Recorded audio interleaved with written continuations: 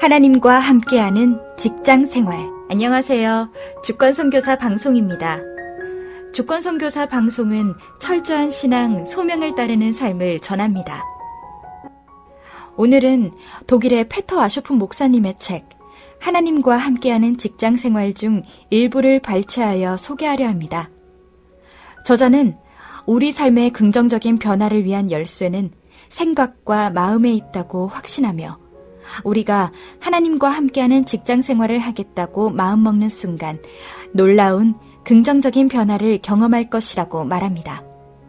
소개할 글의 제목은 그리스도인들이 일상을 새롭게 발견해야 되는 이유, 성전만으론 충분하지 않다입니다. 매 월요일 아침이면 그리스도인의 무리가 후기 산업사회의 제국으로 5일간의 유배 생활을 위해 길을 떠난다. 타율적이고 무력하며 별다른 전망이 없다고 느끼면서 말이다. 그들에게 그리스도인이라는 자신의 정체성을 붙드는 일이 점점 더 어려워지는 것은 이상한 일이 아니다.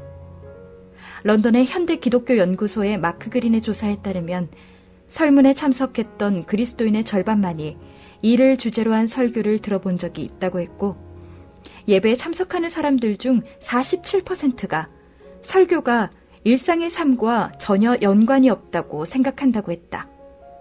이는 성경을 읽거나 기도하는 그리스도인들이 점점 줄어드는 나쁜 결과를 가져온다.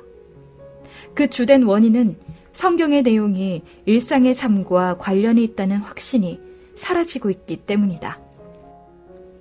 그러므로 우리가 현재 직면하고 있는 기독교적 정체성의 위기를 극복할 수 있는 길은 누가 이 책임을 스스로 지고 철저하게 새로운 방향으로 자신의 삶을 이끌 만큼 충분히 단호할 것인가 하는 질문이다. 비슷한 위기의 예를 성경에서 한번 찾아보기로 하자. 예루살렘이 바벨론 사람의 손에 넘어가고 파괴되었을 때 유다의 많은 주민들이 유배지로 끌려갔고 낯선 땅, 낯선 문화 속에서 자신들의 정체성을 지키기 위해 싸웠다. 페르시아가 권력을 잡고 기환이 가능하게 되었을 때에도 이 상황은 별로 나아지지 않았다. 이렇게 뿔뿔이 흩어진 가운데 이러한 상황에 맞서서 책임을 미루지 않고 용감하게 달려드는 한 사람, 느헤미야와 함께 하나님은 일을 시작하신다. 느헤미야는 울고 금식하며 기도하고 계획을 세우고 담판을 벌인다. 그리고 하나님께서는 그가 요구하는 것을 주신다. 느헤미야는 유대지방에서 온 남자들에게서 예루살렘의 형편을 듣게 된다. 성벽과 탑은 파괴되었고 그곳에 다시 정착하여 살고 있는 유대인들은 위험에 처해 있을 뿐만 아니라 심한 궁핍을 겪고 있고 수모를 받고 있다고 했다. 이러한 소식은 아마도 느헤미야에게 충격을 주었을 것이다. 어쨌든 유배 생활은 100년 전에 끝났으며 성전은 이미 70년 전에 다시 건축되었고 예배도 다시 드려지고 있었던 것이다. 그럼에도 백성들은 재활하지 못하고 있었다. 기완한 사람들 사이에 자신의 정체성에 대한 건전한 인식이 부족하였다. 사람들은 외부로부터 위협을 받으며 이방 민족들의 멸시 가운데 자신들의 땅에서 마치 이방인들처럼 방치되고 규율도 없이 살고 있었다. 페르시아 왕궁의 고관이었던 느헤미야는 곧바로 이러한 문제의 근원을 깨달았다. 성전만으로는 아직 도시가 되기에 턱없이 부족했던 것이다. 한 민족의 삶의 중심으로서 성전은 충분하지가 않았다. 물론 노래하고 기도하고 하나님의 말씀도 선포되었다. 그럼에도 한 나라가 자신을 주장할 수 있도록 해주는 근본적인 요소들, 견고한 성벽의 보호, 무역과 교육, 문화가 번성할 수 있도록 정의로운 행정으로 질서를 잡아주는 손이 빠져 있었다. 이러한 영역들에서 재건이 중지된 채 있었다. 3세대에서 4세대를 지나면서 기완자들은 과도기적인 상태로 만족해버렸다. 그들의 숫자 자체가 충분하지 않았다. 유대인의 숫자는 이방 민족들 가운데 가소로운 숫자였으며 유대인은 진심으로 자부심을 가질 만한 그 무엇도 없었다. 느헤미야는 자기 민족의 심장이자 자부심인 예루살렘이 더 이상 대충 유지되는 폐허가 아닌 진정한 민족의 도시로 거듭나야만 민족의 비상을 꿈꿀 수 있음을 알았다. 매일매일의 흩어짐. 정체성은 내가 하는 일 안에서 표현되지만 그 안에서 온전히 드러나지는 않는다. 나는 물건을 사든지 사무실에 있든지 친구를 방문하거나 아내와 아이들과 함께 식탁 앞에 있든지 여전히 내 가족의 한 부분이다. 마찬가지로 그리스도인인 우리는 하루 24시간 동안 우리가 함께 있든지 예수님이 말씀하신 소금처럼 잘 흩어져 있든지 교회이다.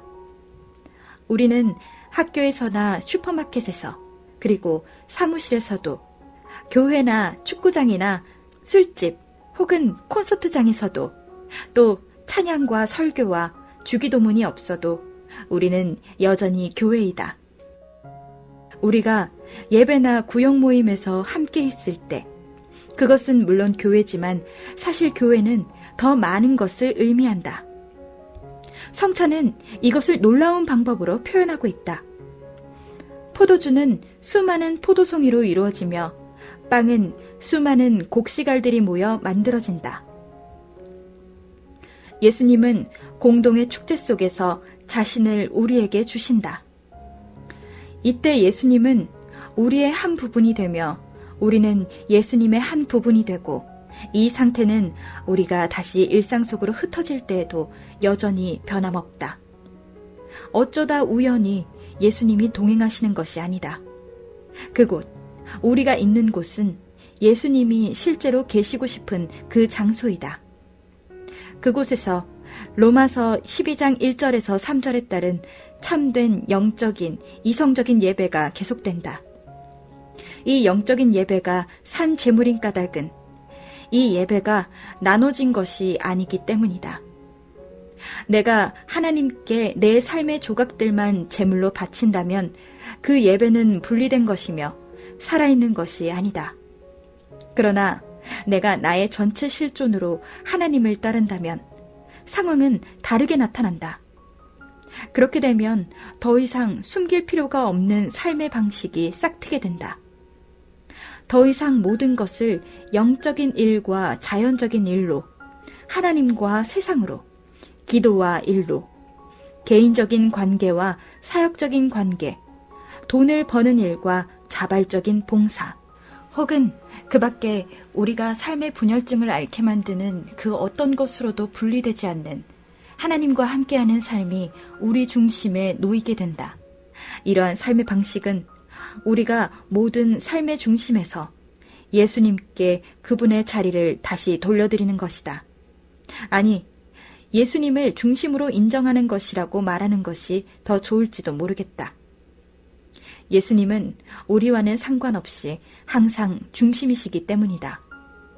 그런 다음 하나님은 돌연 교회 안에서의 임무를 위해서 뿐만 아니라 회사나 시민단체의 설립을 위해 어떤 특정한 곳으로 이사를 시키기 위해 시의회의 의원이 되게 하시거나 문화사업에 활발하게 참여시키기 위해 사람들을 부르셔서 우리가 그곳에서 하나님의 뜻을 행하고 하나님이 이 영역들에서 하시고 싶은 말씀이 무엇인지 발견하게 하신다.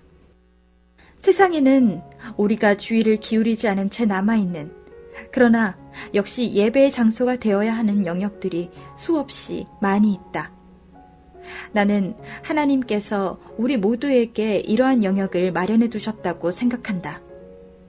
우리가 우리 빛을 비추어야 할 장소 혹은 사람들의 모임 말이다.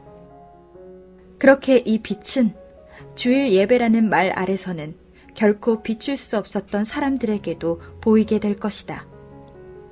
깨어있기. 밖으로부터도 저항이 일어났다. 성전 건축은 이웃민족의 지도자들에게 별 문제가 되지 않았지만 성벽 건축은 달랐다. 새로운 권력의 중심은 지배관계를 위협한다. 물질 속에서 시장의 고유 법칙 앞에 굴복한 세계 안에서 우리는 먼저 느헤미야처럼 조롱을 예상해야만 한다. 그렇게 허술하고 아마추어적인 성벽은 한 마리의 여우에 의해서도 무너지겠다고 느헤미야의 대적들은 비웃었다. 오늘날 우리는 먼저 세상에게 낯선 이성주의자들로부터 우습게 보이거나 뒤떨어진 촌놈들이라고 조롱을 받게 될 것을 목표로 삼아야 한다. 느헤미야는 하나님께 탄식했지만 혼란에 빠지지는 않았다. 조롱에 이어 갑작스러운 침입이나 폭력적인 시위 등의 위협이 따랐다. 술책 또한 대적들의 전술에 속했다. 느헤미야를 안전한 성전에서 잠자도록 해서 법을 위반할 수밖에 없도록 만드는 함정이 만들어졌으나 느헤미야는 깨어있는 면에서도 모범적이었다. 그는 한눈을 팔지도 되돌아가지도 않았다. 우리는 미혹될 필요가 없다는 것을 알고 있다. 우리가 예수님의 뒤를 따라 앞으로 나아갈 때 사장이 승진에 불리한 결과로 위협을 한다든지 이웃에 이상한 소문이 나돌거나 아무 일도 아닌데 친척들과 불화가 생긴다든지 하는 일들을 뜬금없이 경험하게 될 수도 있다. 이러한 냉정한 상황에서 우리는 느헤미야를 모범으로 삼아야 한다. 집중적으로 기도하고 깨어있으며 하나님의 돌보심을 흔들림 없이 의지하는 것이다. 죽음을 이기신 예수님의 제자로서 우리는 하나님이 세상의 모든 권력자들보다 더 강하시다는 것을 온전히 확신할 수 있다. 이 대적들의 가장 큰 우두머리는 우리의 두려움이다. 대적들에게 좋은 일을 절대 하지 말자. 들어주셔서 감사합니다.